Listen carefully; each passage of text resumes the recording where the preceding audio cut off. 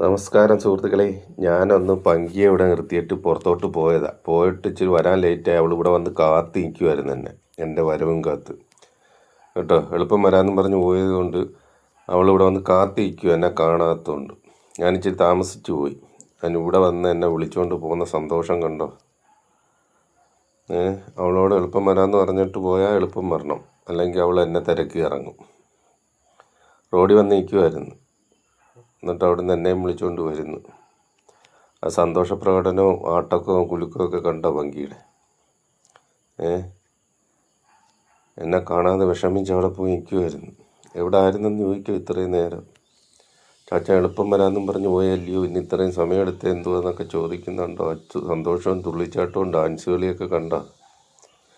ഞാനിവിടെ എത്തിക്കഴിഞ്ഞാൽ പിന്നെ അവൾക്ക് സ്വർഗം കിട്ടുന്ന പോലെ. പിന്നെ അവൾ ചാടി കളിക്കും കേട്ടോ. അപ്പോൾ ഇപ്പോൾ വരാമെന്നും പറഞ്ഞ് പോയതാ. പക്ഷെ പോയ വഴിക്ക് ഇച്ചിരി അങ്ങോട്ടും ഇങ്ങോട്ടൊക്കെ പോയി ഇച്ചിരി ലേറ്റായി. അതിന് അവിടെ എന്നെ കാത്ത് നിന്ന് വിളിച്ചുകൊണ്ട് വരുമായിരുന്നു. ഇവിടെ എല്ലാവരും ഉണ്ടായാലും ഇവിടെ നിൽക്കത്തില്ല. എന്നെ കണ്ടില്ലെങ്കിൽ പിന്നെ എന്നെ തിരക്കി ഇറങ്ങുന്ന പരിപാടിയാണ്. സിദ്ധുമോനൊക്കെ ഇവിടെ ഉണ്ട്. എന്നാലും അവൾക്ക് ഞാൻ എവിടെ പോയെന്നറിയണം, എന്താ വരാത്തതെന്നറിയണം. അതിനാണ് അവിടെ പോയി നിൽക്കുന്നത്. വരുമ്പോൾ എളുപ്പം കാണാം, എളുപ്പം വിളിച്ചുകൊണ്ട് വരാം. ചിരിയും സന്തോഷമൊക്കെ കണ്ട തോണ്ടി വിളിക്കുന്നു. അവിടെ റൂമിലോട്ട് പോകാനാണ് തോണ്ടി വിളിക്കുന്നത് കേട്ടോ. അതിന് രാത്രി ആയാലും ശരി, വന്ന് എന്നെ കണ്ടു കഴിഞ്ഞാൽ അങ്ങോട്ടൊന്ന് പോകണം. അതിനാണ് അവൾ തോണ്ടി വിളിക്കുന്നത്. ചിരിച്ചോണ്ടിരിക്കുന്ന നോക്ക്, വന്ന സന്തോഷം കണ്ടോ. കയ്യിലെന്തോ ഇങ്ങോട്ട് കൊണ്ടുവരാൻ. ഞാൻ പറഞ്ഞു വണ്ടിയുടെ താക്കോലാന്ന് പറഞ്ഞ്. അവൾ അവിടെ റൂമിലോട്ട് പോകാൻ എന്നെ വിളിക്കുന്നുണ്ട്. ഞാൻ പറഞ്ഞു കുറച്ച് കഴിയട്ടെന്ന് പറഞ്ഞു. അവിടെ നിന്ന് ഒരാൾ അങ്ങോട്ട് വിളിക്കുന്നുണ്ട്, ടൈഗർ. എന്തോ പണിയാണ് കാണിക്കുന്നത്, ഇങ്ങോട്ടും കൂടെ വാ. കുറേ നേരമായിട്ട് അവൻ അവിടെ നിന്ന് വേളം വെക്കുന്നുണ്ട്. പങ്കിയെ മാത്രം ശ്രദ്ധിക്കുന്നോള് എന്നുള്ള പരാതിയുണ്ട് അവന്.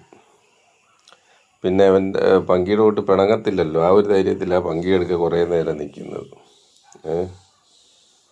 പങ്കിയെടുക്കുക കുറച്ച് നേരം നിൽക്കുന്നത് അതുകൊണ്ടാണ്. ടൈഗർ മോനാകുമ്പോൾ പിന്നെ പിണക്കമൊന്നും അറിയത്തില്ല. അവൻ അങ്ങനെ പിണങ്ങിയൊന്നും ഇരിക്കത്തില്ല. പങ്കിച്ചാണെങ്കിൽ പിണങ്ങി അങ്ങ് പൊക്കളയും. രണ്ടുപേരും കൂടെ എന്നെ കണ്ടതിൻ്റെ സന്തോഷ പ്രകടനമാണ്. സിദ്ധുമോൻ അവിടെ ഉണ്ട്, അവൻ അത്രയും സന്തോഷമില്ല.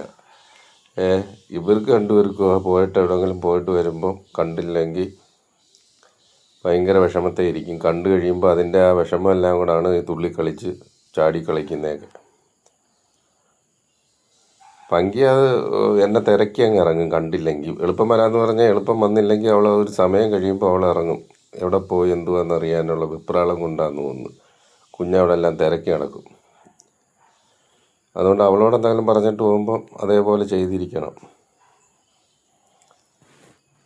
സിദ്ധുമോനുണ്ട്. സിദ്ധുമോനി കളിക്കാൻ പോയ ഇന്ന് തൊട്ട് ഓണത്തിനൊക്കെ സിദ്ധുമോൻ ഇനി ക്രിക്കറ്റ് കളിയാണ്. ഓണം ഉണ്ണാനൊന്നും സിദ്ധുമോനില്ല. സിദ്ധുമോനും ഇല്ല, ചേച്ചിയില്ല. അതുകൊണ്ട് ഇപ്രാവശ്യം നമുക്ക് ഓണവും ഇല്ല. രണ്ടുപേരും തിരക്കില്ല. അപ്പോൾ നമ്മുടെ സുഹൃത്തുക്കളൊക്കെ എന്തു പറയുന്നു? ഓണമൊക്കെ ഇവിടം വരെയായി. ഓണത്തിൻ്റെ ഒരുക്കങ്ങളൊക്കെ എന്തൊക്കെയായി?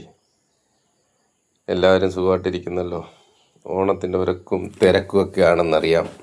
അപ്പോൾ എല്ലാവർക്കും അഡ്വാൻസായിട്ട് ഹാപ്പി ഓണം കേട്ടോ. എൻ്റെയും എൻ്റെ സിദ്ധുമോൻ്റെയും അമ്മൂസിൻ്റെയും ടൈഗറിൻ്റെയും പങ്കിയുടെയും എല്ലാവരുടെയും വക നിങ്ങൾക്ക് എല്ലാവർക്കും ഹാപ്പി ഓണം.